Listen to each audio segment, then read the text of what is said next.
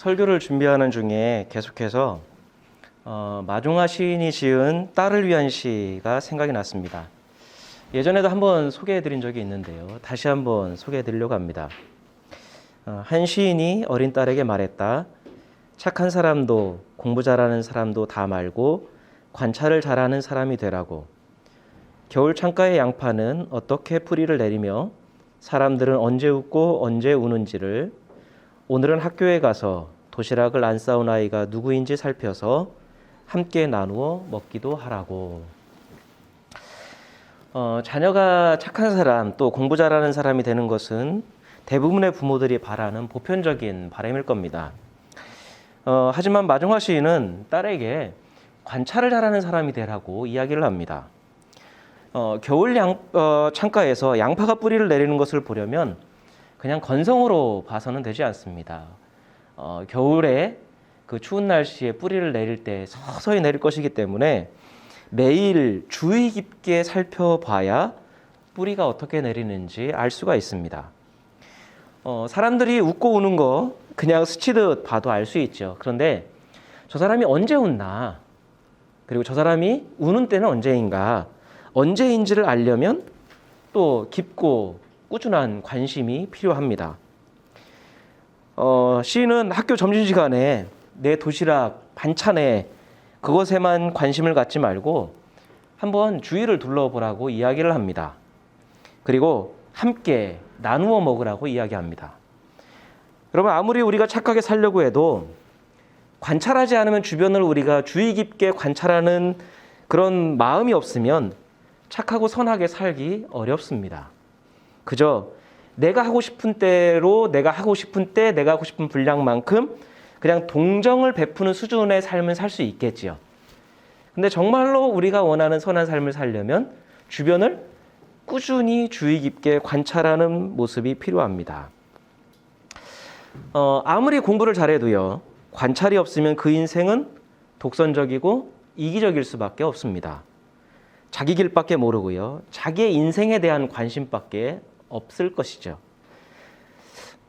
이 시를 생각할수록 관찰을 잘하는 사람이 된다라는 것, 참 삶을 매력적으로 살 수 있는 길이라는 생각을 하게 됩니다. 오늘 본문의 말씀 우리가 너무 잘 알지요. 예수님의 비유, 열처녀의 비유라고 잘 알려져 있습니다. 근데 이 말씀을 묵상하는데 자꾸 왜 이 딸을 위한 마종화 시인의 시가 생각이 나는지 제 자신이 좀 의아했습니다. 그리고 이 비유를 들여다볼수록, 묵상을 계속할수록 더욱 선명하게 이 시가 생각이 나는 거예요. 예수께서 하늘나라를 어떻게 비유하셨죠? 오늘 1절 말씀 같이 읽겠습니다. 그런데 하늘나라는 저마다 등불을 들고 신랑을 맞으러 나간 열 처녀에 비길 수 있을 것이다. 하늘나라가 뭐라고 말씀하시죠? 각자 등불을 들고 맞으러 나간 열 처녀의 모습과 같다, 이렇게 말씀합니다. 다시 한번 자세히 보죠. 하늘나라를 어디에 비유한다고요? 저마다 등불을 들고 신랑을 맞으러 나간 10명의 처녀. 이게 하늘나라의 모습이라고 하는 거예요. 그러니까 신랑이 오기를 기다리는 10명의 처녀들이 있는데 각자 자기의 등불을 들고 신랑을 맞이하려고 합니다.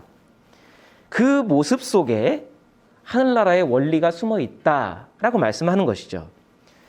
그러면 여러분, 이 10명의 처녀는 누굴까요? 우리가 잘못 생각하면 이 10명의 처녀들이 신랑을 기다리고 있으니까 신부일 거다 착각하기 쉽습니다. 그러면 10명의 처녀들이 함께 있다가 한꺼번에 합동 결혼식을 올리는 걸까요? 뭐죠? 1차 다부제니까, 일부 다처제니까 뭐 그 당시에 중동의 팔레스타인이 그러니까 그럴 거라 생각하지만 아닙니다.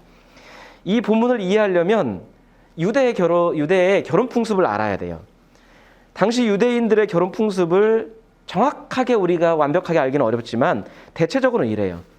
혼인 예식은 어디서 했을까요? 예전에 우리도 집에서 결혼을 했는데 보통은 신랑 집에서 합니다.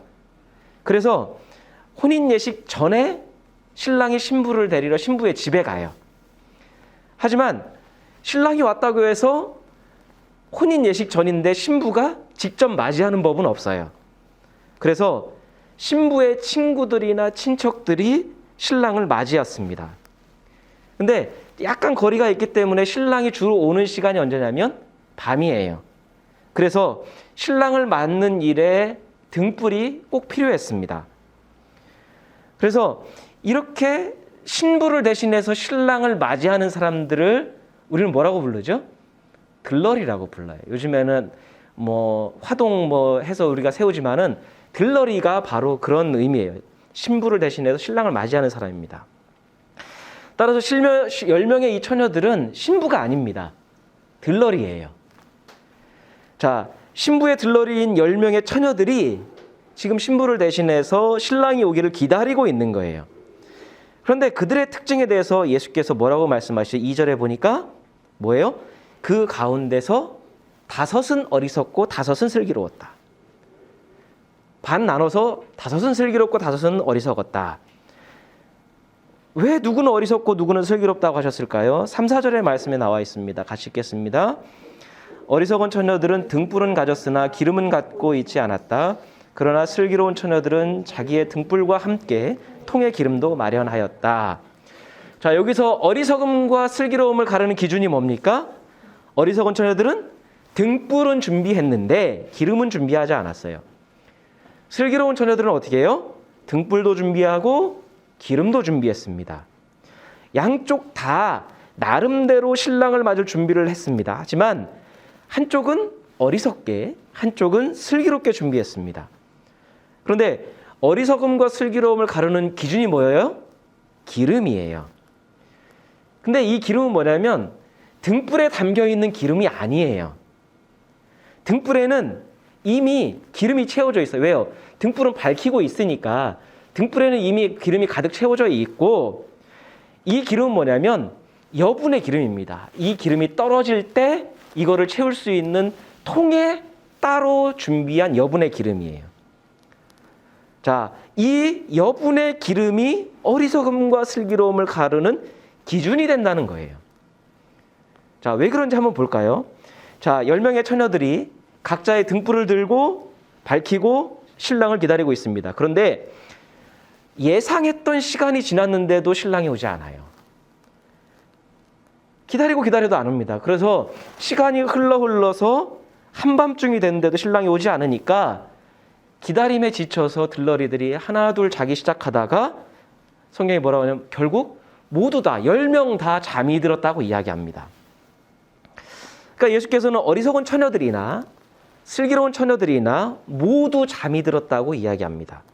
그런데 모두 잠이 들어서 한창 잠을 자고 있는데 한밤중에 신랑이 도착했다는 큰 외침이 들립니다. 잠이 들었던 들러리들은 벌떡 일어나서 이제 신랑을 맞이할 준비를 합니다. 신랑을 맞이할 준비가 뭐예요? 등불을 밝히는 거예요. 등불을 밝히는 겁니다. 그런데 뭐예요? 그들이 잠자고 있던 사이에 등불이 계속 타고 있었어요. 기름이 점점 달아서 등불이 꺼질 수도 있는 지경에 이르렀습니다. 자, 여분의 기름을 준비했던 슬기로운 5 처녀는 어떻게 하면 돼요? 거기다가 기름을 채우면 됩니다. 하지만 기름을 준비할 생각을 하지 못했던 어리석은 5 처녀는 어떻게 해요? 곤란해요. 지금까지 준비했는데 이게 등불이 꺼질 위기가 된 거예요. 그래서 여분의 기름을 준비한 5 처녀들한테 기름을 좀 나누어 달라 부탁을 합니다. 하지만 슬기로운 5 처녀가 뭐 어떻게 얘기해요? 우리가 기름을 주면 너희나 나나 우리들이나 둘 다 곤란하게 되니까 안 된다고 거절을 합니다. 그러니까 지금 빨리 밖에 나가서 문을 안 닫은 기름 가게가 있으면 거기 가서 기름을 빨리 사와서 가면 된다고 이야기를 해요. 그래서 어리석은 그 5 처녀는 불이 나게 거리로 나가서 기름을 사러 나갔고, 근데 그 사이에 신랑이 도착을 했어요. 그래서 슬기로운 5 처녀는 신랑과 함께 혼인잔치에 들어가고 혼인잔치의 문이 닫힙니다. 뒤늦게 기름을 사온 그 처녀들이 와서 문을 두드려요. 우리 기름도 지금까지 기다렸고 기름을 사왔고 등불을 밝혔으니까 들어가게 해달라고 하지만 어떻게 해요? 신랑이 거절을 해요. 문을 안 열어줍니다. 이게 비유의 전말입니다. 우리는 이 비유를 통해서 보통 어떤 신앙의 교훈을 얻나요? 어리석음과 슬기로움을 가르는 기준이 뭐였죠? 기름입니다. 여분의 기름을 준비하는 거예요. 어리석은 처녀들과 슬기로운 처녀들 모두 다 등불 준비했습니다.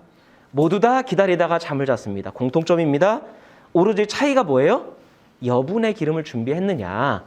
이게 기준입니다. 신랑이 예상했던 시간에 도착을 했다면 여분의 기름을 준비할 필요가 없습니다.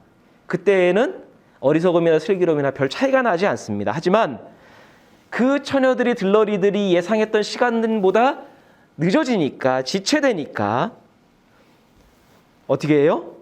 기름을 준비하지 못한 5명의 처녀는 혼인잔치에 들어가지 못해요. 왜? 등불을 밝히지 못했으니까.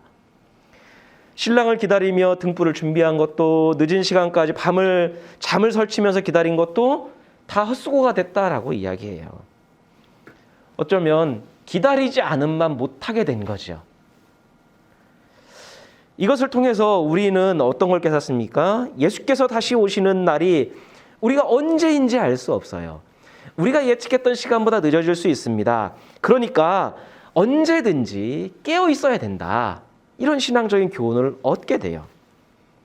왜요? 그 날과 그 때가 언제인지 몰라요. 딱 언제인지를 알면 예측해서 준비할 수 있는데 우리가 예측한 시간보다 지체될 수 있다는 거예요. 그렇기 때문에 우리는 등불만 준비하지 말고 기름도 준비해야 된다. 그런 신앙이 되어야 된다. 만약에 기름을 준비하고 있지 않으면 곤란한 일을 당하게 된다. 이게 우리가 알고 있는 교훈입니다.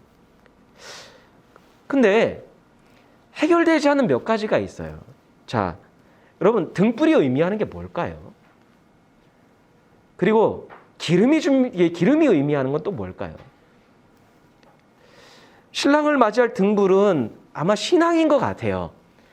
신앙으로 신랑이신 예수님의 그 다시 오심을 맞이할 수 있도록 우리가 신실한 신앙으로 신앙에 합당한 삶을 살아가고 있어야 된다. 그 등불이 있어야만 우리가 들어갈 수 있다고 가르치는 것 같아요. 근데 그러면 기름은 뭐냐는 거예요. 대부분의 사람들은 기름의 정체에 대해서 여러 가지 의견을 내놓는데요. 대부분 성경에서 기름이 상징하는 건 뭐죠? 성령이에요. 성령이기 때문에 성령을 상징한다라고 이야기를 합니다. 성령이 있어야, 성령이 충만해야 믿음을 지킬 수 있고 믿음에 합당한 삶을 살아갈 수 있다. 그렇기 때문에 기름은 성령이다라고 말해요. 그럼 그럴까요, 과연? 그럼 여러분 기름이 상징하는 게 만약에 성령이라면 우리가 성령을 우리 임의대로 준비할 수 있는 건가요? 우리 힘으로 준비할 수 있는 게 성령인가요? 성령을 우리 마음대로 할 수 있는 건가요? 우리 좀 그런 경향이 있는 것 같아요. 우리가 결심하고 작정하고 우리 의지대로 하면 성령을 우리 마음대로 할 수 있다?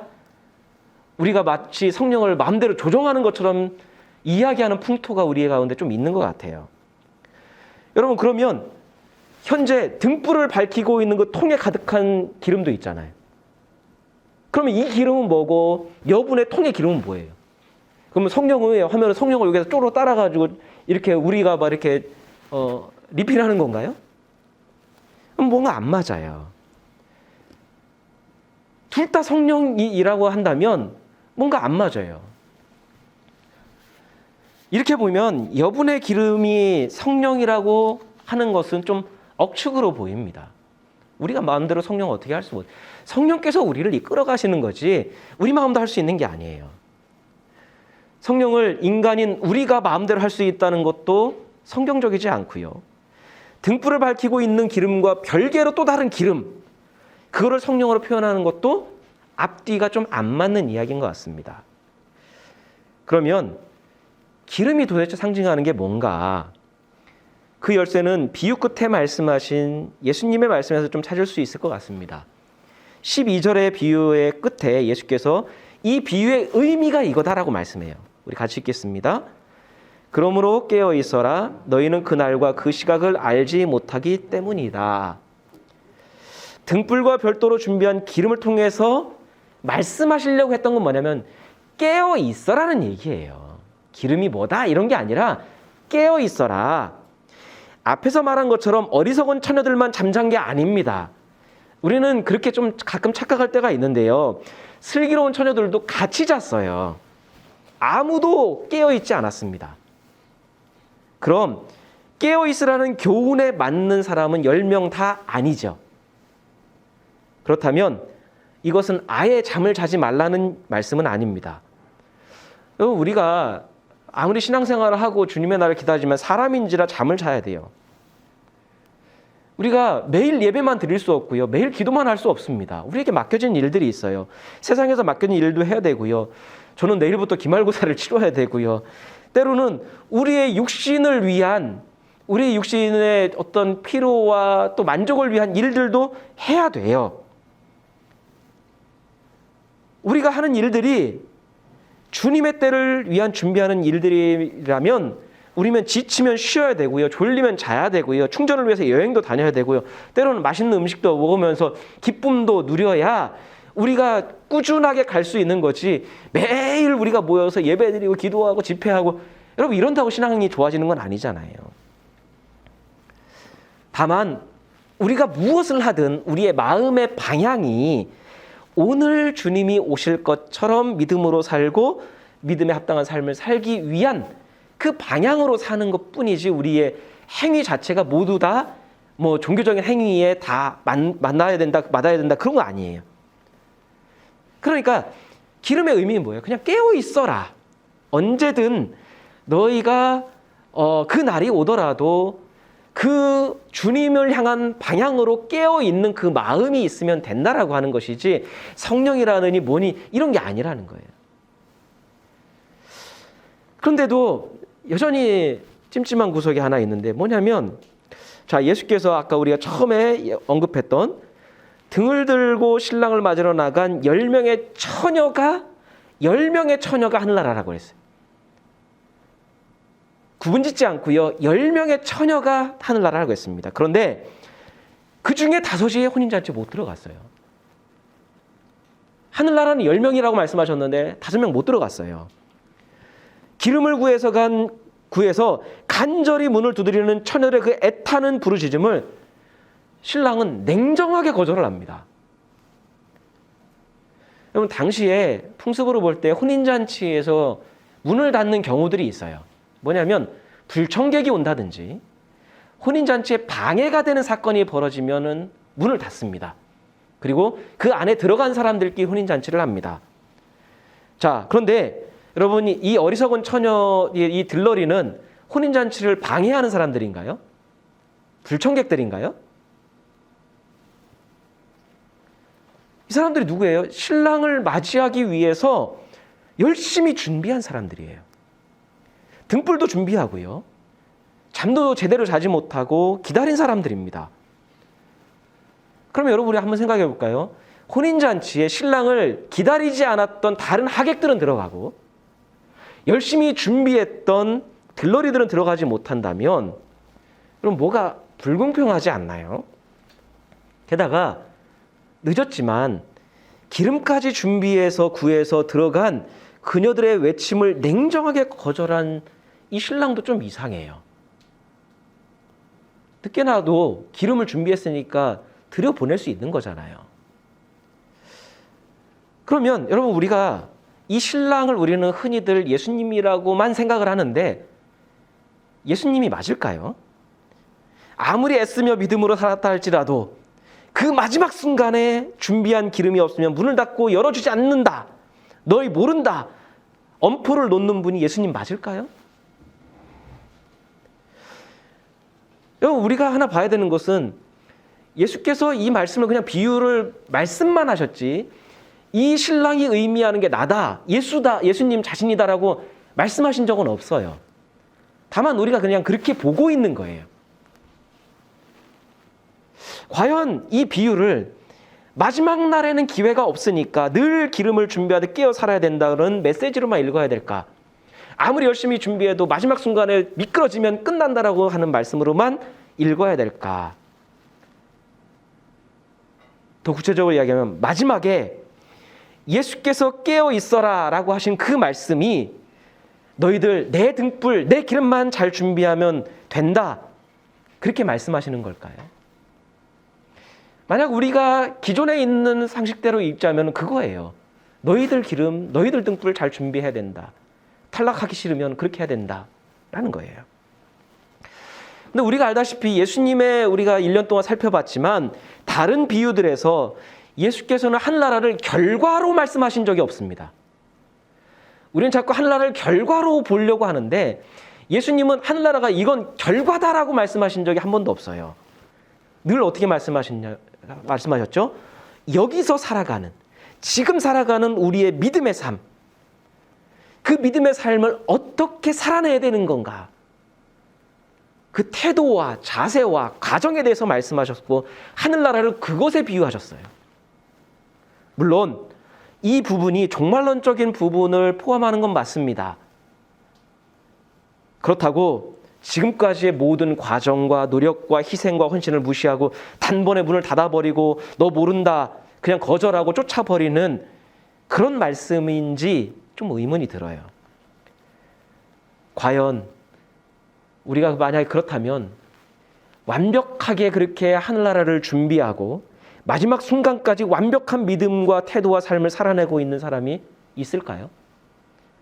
여러분은 그런 자신이 있나요? 저는 없어요. 과연 그 기준이 뭔지도 모르겠고요. 그런 완벽한 삶을 살아갈 수 있는 사람이 누가 있을까요? 만약 그렇다면 한번 생각해 보니까 예수께서 하늘나라에 대해서 등불을 준비한 10명의 처녀다라고 말씀하지 않으셨을 것 같아요.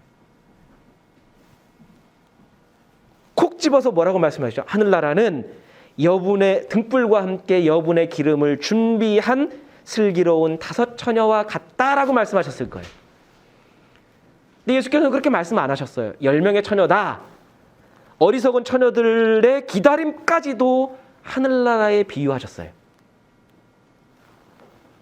그러면 이 비유도 예수님이 다른 곳에서 말씀하셨던 그 공통의 흐름대로 읽자면 하늘나라를 위해 살아가는 우리의 삶의 지금의 태도와 어떻게 살아가야 되는지에 대해서 말씀하시는 게 아닐까요? 그렇게 하고 보니까 열처녀 비유 앞에 마태복음 24장 45절에 이런 말씀이 있습니다. 가시겠습니다. 누가 신실하고 슬기로운 종이겠느냐? 주인이 그에게 자기 집 하인들을 통솔하게 하고 제때에 양식을 내주라고 맡겼으면 그는 어떻게 해야 하겠느냐? 자, 열처녀 중에 5명은 뭐예요? 슬기로운 처녀들입니다. 근데 그 비유가 시작되기 전에 뭐예요? 누가 신실하고 슬기로운 종이겠느냐 말씀해요.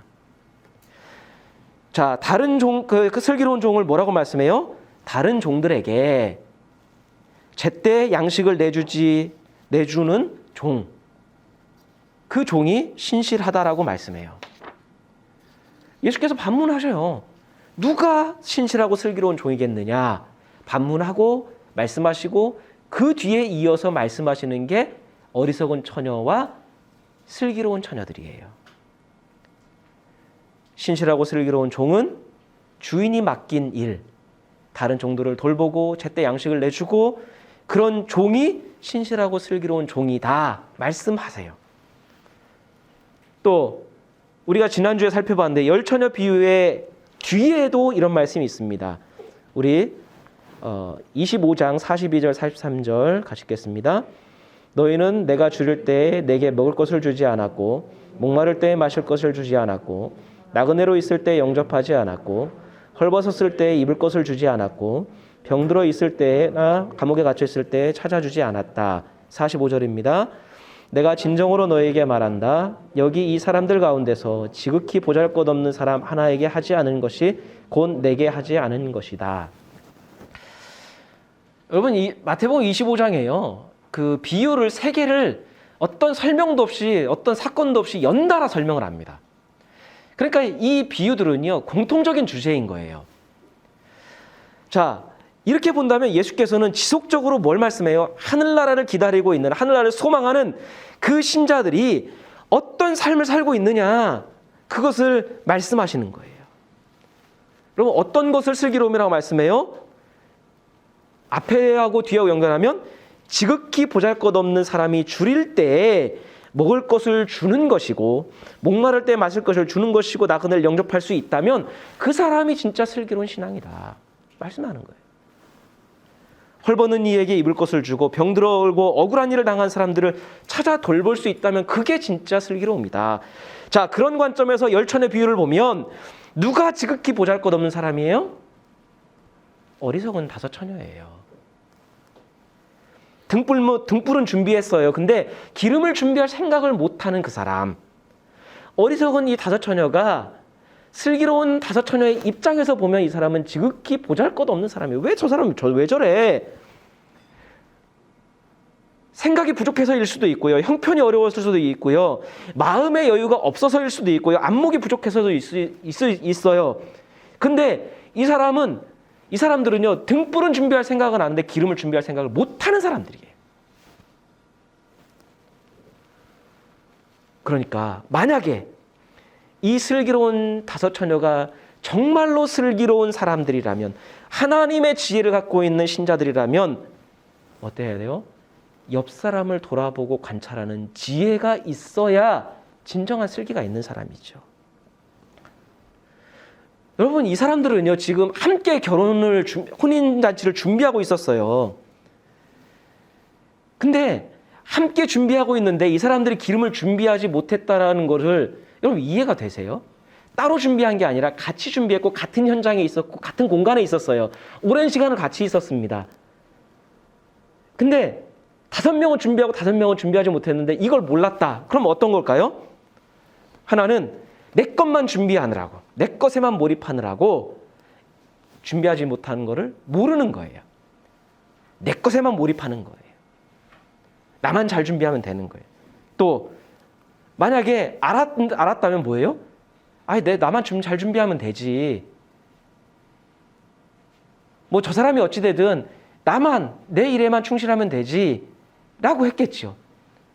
근데 어쨌든 둘 다 그 두 태도 다 문제죠. 뭐예요? 동료애가 없어요. 같은 공간에 있는데 동료애가 없고요. 돌아봄도 없고요. 타인에 대한 애정 깊은 관찰이 없어요. 나만 좋으면 되고 나만 행복하면 되고 나만 하늘나라를 위해서 준비하면 그만인 거예요. 자기 앞날 잘 꾸리고요. 자신에게 필요하고 유리한 거 잘 챙기고요. 손해보지 않는 게 정말 슬기로움일까요? 예수님이 정말 그렇게 말씀하시는 걸까요? 남들이야 기름이 준비되든 안 되든 뭐 혼인잔치 들어가든 들어가지 못하든 상관없이 내 갈 길 잘 가면 되고 내 목적을 달성하면 그게 슬기로움이다. 그렇게 말씀하시는 걸까요? 왜 저는 이 말씀을 읽으면서 예수께서 말씀하신 그 슬기로운 다섯 처녀라고 하는 그게 좋게 들리지가 않는 거예요. 반어법으로 들리는 거예요. 문맥에서 읽으면 자꾸 그 슬기로움이 반어법처럼 들리는 거예요. 오히려 어떻게 들리냐면, 야, 너희는 자기 기름만 준비한 다섯 처녀가 진짜 슬기로운 신앙인이라고 생각하니? 바로 옆 사람이 기름을 준비하지 못한 것을 알지도 못하고 아니면 외면했든 자기 것만 챙긴 이 사람들, 자기만 혼인잔치에 들어간 사람들, 이 사람들이 정말 슬기로운 사람이라고 생각하니? 내 기름만 잘 챙겨서 나만 혼인잔치에 들어가고 다른 이들이야 어떻게 됐든 바깥 어두운 데서 슬피 울도록 하는 게 진짜 슬기로움일까? 오히려 반문하시는 것 같아요. 그리스도인들은 믿음이 좋을수록 하늘나라에 대한 간절함이 클수록 경주마처럼 앞만 보고 달리는 경향이 있는 것 같아요. 참 신기하게요. 우리가 성경을 알고 하나님 말씀을 알면 세상을 보는 안목도 마음도 넓어져야 되는데 믿음이 좋을수록 시야가 좁아져요. 믿음이 좋을수록 세계관이 편협해집니다. 왜 하나님이 만드신 세상인데 그걸 기록한 성경인데 왜 성경을 알아갈수록 믿음이 좋아질수록 왜 그럴까요? 우리 앞만 보고 달려요. 그래서 저는요, 오히려 열처녀의 이 비유가 열처녀 모두를 한나라에 비유하신 게, 야, 너희 주변에 어리석어 보이는 5처녀 있을 거야. 그들을 돌보는 게 진짜 슬기로움 아니겠니? 그렇게 들려요.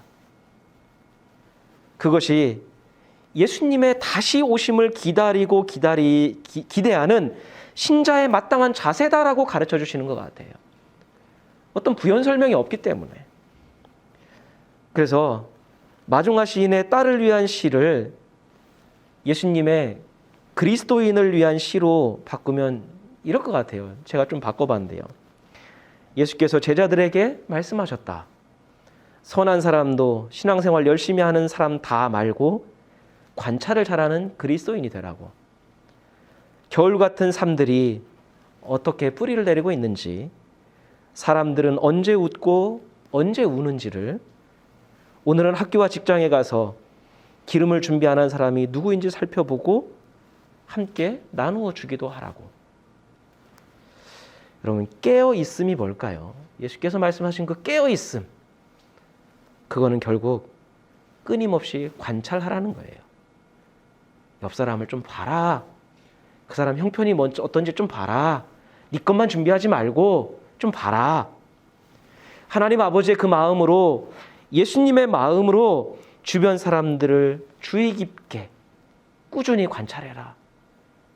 겨울 같은 그 인생들이 뿌리 내릴 수 없어서 혹독한 그 환경에서도 어떻게 뿌리를 내리려고 열심히 살고 있는지, 그들이 언제 웃고 언제 우는지를 좀 살펴봐라.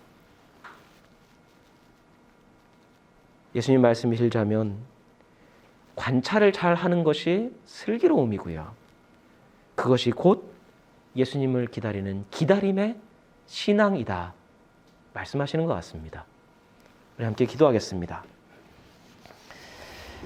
우리 함께 기도할 때, 하나님, 우리가 예수님의 길을 걷고 있고 하나님의 뜻을 받는다면 우리가 경주마처럼 달려서야 되겠습니까?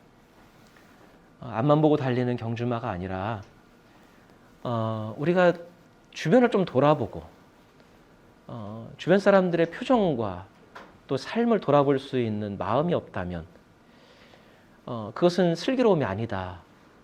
진정한 슬기로움은 주님께서 우리 주변에 주신 우리와 관계에 있는 사람들을 관찰하는 것. 결국 하나님도 우리를 계속 관찰하시잖아요. 그래서 관찰하시면서 우리에게 필요한 은혜 주시고 힘 주시고 때에 맞는 은혜 주시고, 하나님의 지혜가 관찰이 없었다면 우리가 과연 살아갈 수 있을까요? 하나님의 그 생명을 받았다면 우리도 꾸준히 주변을 관찰해야죠.